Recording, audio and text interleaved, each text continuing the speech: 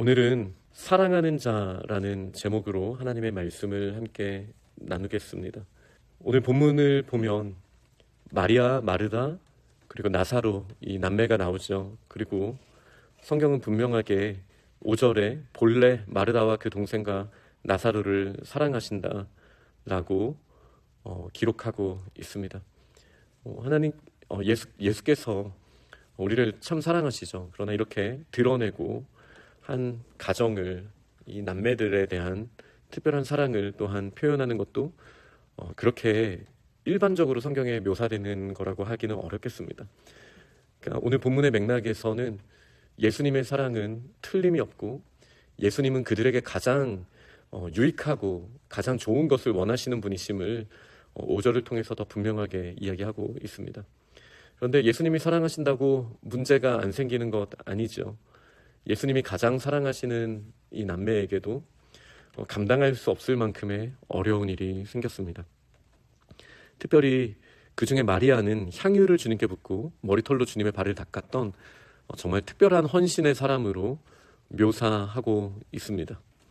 이렇게 예수님을 위해 모든 것을 드릴 준비가 되어 있고 또 예수님의 사랑을 받는 것이 분명한 가정에 어떤 어려움이 생겼습니까? 바로 나사로가 큰 병에 든 것입니다. 더 정확하게는 죽을 병에 걸린 것입니다. 그래서 이 누이들은 유대인들을 떠나 세례 요한이 복음을 예수 그리스도의 오심을 예비하던 바로 그곳으로 갔던 모습이 10장에 나왔잖아요. 멀리 떨어지셨는데 이제 그 누이들이 예수님께 사람을 보내어서 사랑하시는 자가 병들었으니 오십시오 이렇게 이야기하는 거죠. 그때 예수님께서는 이렇게 말씀하십니다. 이 병은 죽을 병이 아니다. 하나님의 영광 그리고 하나님의 아들의 영광을 위한 일이다. 이렇게 이야기하셨습니다. 그리고 저희는 오늘 본문을 다 읽었기 때문에 잘 알고 있습니다. 나사로는 죽습니다. 예수님께서 죽을 병이 아니라고 말씀하셨지만 나사로는 결국 죽게 되었습니다. 그럼 예수님의 이 말씀은 그럼 어떤 의미입니까? 이 병은 죽을 병이 아니다. 하나님의 영광을 위한 일이다. 그러니까 예수님이 지금 보시는 죽음과 저희들이 보는 죽음이 다른 차원이다라는 것을 우리는 여기서 또 알 수 있습니다. 당장 마리아, 마르다 그리고 나사로에게 필요한 거는 이 나사로가 병에서부터 낫고 지금 당장의 죽음을 면하게 되는 것, 그것이 정말 그들이 간절히 사모하던 일이었습니다. 그러나 예수님께서 이 사랑하는 가정에게 정말로 보여주고 싶으셨던 죽음은 단지 그 정도 차원이 아니었던 것을 이제 요한복음 11장의 맥락을 통해서 저희가 보게 됩니다. 6절을 보면 또 낯선 장면이 하나 나오죠. 나사로가 병들었다함을 들으셨습니다. 그리고 예수님은 충분히 아실 수 있는 분이시죠. 그런데 모든 제자들을 포함해서 예수님이 사랑하는 자가 어려움을 겪고 있다는 것을 분명하게 들으셨음에도 불구하고 이틀이나 더 계시던 곳에 유하셨다라고 성경은 기록하고 있습니다. 이게 5절과 연결되었기 때문에 더 강력하게 대비가 됩니다. 하나님께서 그 삼남매를 얼마나 사랑하시는지, 예수께서 얼마나 사랑하시는지를 5절에 기록하였고, 그리고 그들이 요청하였는데 6절에는 이틀이나 원래 계셨던 곳에 더 유하셨던 것으로 기록하고 있습니다.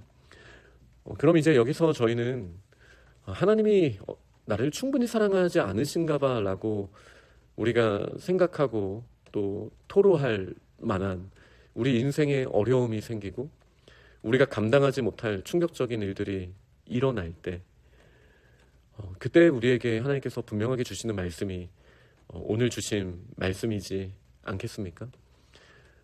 예수님이 가장 사랑하는 자도 병들어 죽게 되고 예수님이 가장 사랑하는 자들이 당장의 필요를 요구했을 때에도 예수님은 이틀이라는 긴 시간을 그들의 요구에 즉각적으로 반응하시지 않던 이 모습이 드러나 있습니다. 그리고 나서 그 후에 제자들에게 유대로 다시 가자 라는 말씀을 하십니다. 이 유대가 어떤 곳입니까? 바로 뒤에 8절에도 나오는 것처럼 사람들이 돌을 들고 있는 곳입니다.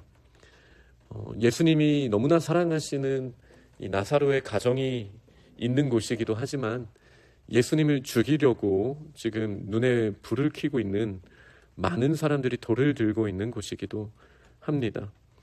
그래서 유대로 다시 가자라고 예수님이 말씀하셨을 때 제자들은 방금도 유대인들이 돌로 치려고 했는데 또 그리로 가시려 하십니까? 이렇게 이제 제자들이 말하게 됩니다. 그리고 예수님께서는 갈 수밖에 없다라는 말씀을 하시죠. 낮과 밤에 대해서 말씀을 하시면서 낮에 다녀야 사람들이 빛을 봄으로 실족하지 않는다.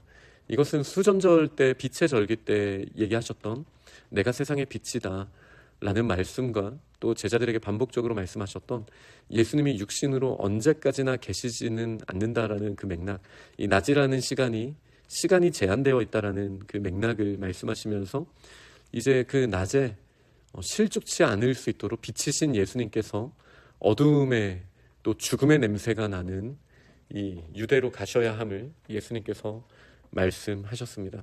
그리고 그 말씀을 하신 후 나사로가 죽게 되었다라는 것을 아시고 말씀하셨죠. 우리 친구 나사로가 잠들었다. 이제 내가 깨우러 간다. 그러나 제자들은 다시 이거를 문자적으로 받아들였잖아요. 만약에 잠든 거면 큰 문제가 아니겠네요. 낫겠네요. 예수님 같이 가시죠 라고 이야기를 할 때 예수님께서는 나사로가 죽은 거다라고 이제 밝히 말씀하시는 장면이 오늘 본문에 기록되어 있습니다. 그리고 그 이유에 대해서 15절에 예수님께서 분명하게 말씀하셨습니다. 내가 거기 있지 아니한 것을 너희를 위해 기뻐한다. 그리고 여기서 말하는 너희는 친구인 나사로 가정을 포함하는 것이기도 합니다. 그들에게 믿음을 더하시기 위함이었다라고 15절 분명하게 이야기하죠. 너희로 믿게 하려 함이라. 지금 우리의 인생에서 감당할 수 없는 큰 문제, 죽음이라는 문제가 있었습니다. 그러나 예수님께 그 죽음은 사실 너무나 큰 이슈는 당연히 아니죠. 물론 사랑하는 나사로와 마르다, 마리아가 느꼈을 그 아픔과 상실의 고통을 생각한다면 예수님께도 큰 일이기는 합니다.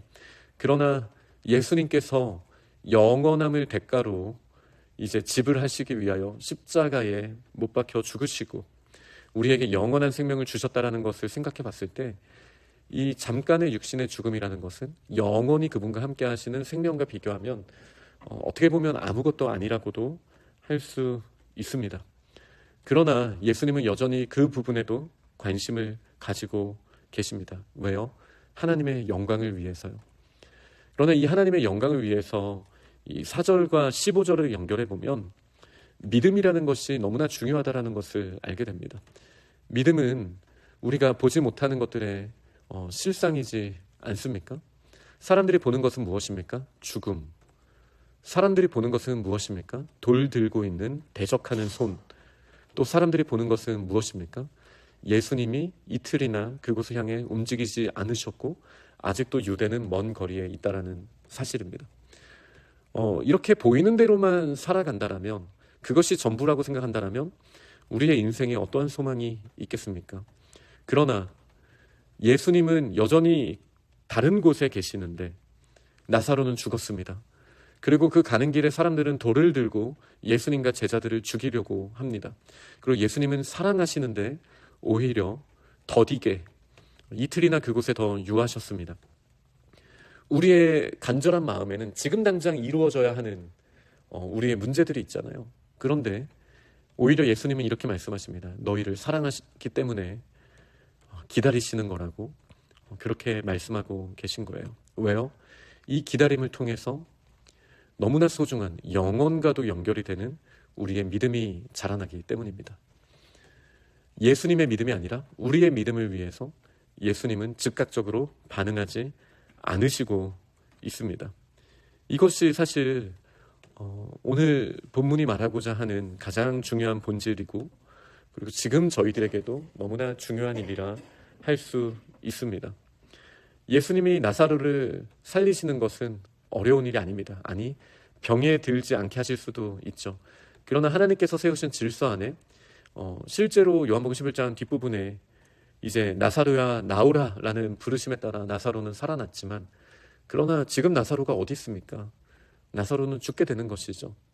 결국은 예수님이 어떠한 이적을 일으키셔도 한 번 죽는 것은 사람에게 정해진 것입니다. 그리고 우리는 영원한 세계에 들어가게 되어 있습니다. 그러니 썩어 없어질 이 죽음 자체를 지금 당장에 눈에 보이는 모습으로 피하는 것처럼 보이게 하는 것이 전혀 예수님의 사역의 우선순위가 될 수 없습니다. 그러나 이 모든 어려움 앞에서 그들이 보는 것에 익숙한 그들의 시야가 나중에 일하시는 예수님, 그들을 정말 사랑하셨기 때문에 기다리셨던 예수님, 그러나 자매들과의 대화에서 주께서 여기 계셨더라면 우리 오라비가 죽지 않았을 것입니다라고 똑같이 다른 시간에 다른 장소에서 이야기하는 이 두 자매들과의 대화에서 예수님은 부활이요 생명이심을 드러내셨고, 그리고 말없이 그들과 또 눈물을 흘리시면서 그 슬픔을 온몸으로 드러내셨던 우리 예수님을 보실 때 이 죽음의 문제가 가벼워서가 아니라 우리가 하나님이 어떤 분이신지 믿음의 눈을 뜨고 보게 되고, 그리고 아버지께 영광 돌리게 될 그날을 기대하셨기 때문에 예수님께서는 이 모든 불편함을 감수하셨던 것을 우리는 보게 됩니다. 지금 우리의 눈앞에 당장의 문제 중에 어떤 문제가 있습니까? 하나 분명한 것은 그 문제보다 아버지의 시선이 있는 곳은 우리의 믿음입니다. 이 모든 어려움과 환난과 그리고 내가 감당할 수 없는 이 문제 가운데 우리는 어디에 시선을 두고 있습니까? 아버지의 마음에 우리의 마음을 합할 수 있기를 원합니다. 아버지가 정말 원하시는 것은 지금 당장의 문제가 극적으로 해결되는 것보다도 이 모든 과정을 통해서 예수 그리스도가 우리에게 어떤 분이신지를 우리가 다시 분명하게 알게 되고, 또 우리의 눈에 보이는 대로가 아니라 하나님의 행하심에 대한 우리의 믿음의 크기가 커지는 것, 그리고 아버지의 영광이 우리를 통해 드러나게 되는 것, 이보다 더 큰 우선순위는 있을 수 없습니다. 그러니 오늘도 저희의 믿음의 눈을 뜨게 하시고, 그리고 하나님의 큰 영광을 드러나게 하시기를 소망하면서 믿음으로 승리하는 우리 귀한 하나님의 사람들이 다 되시기를 간절히 축원합니다. 아멘.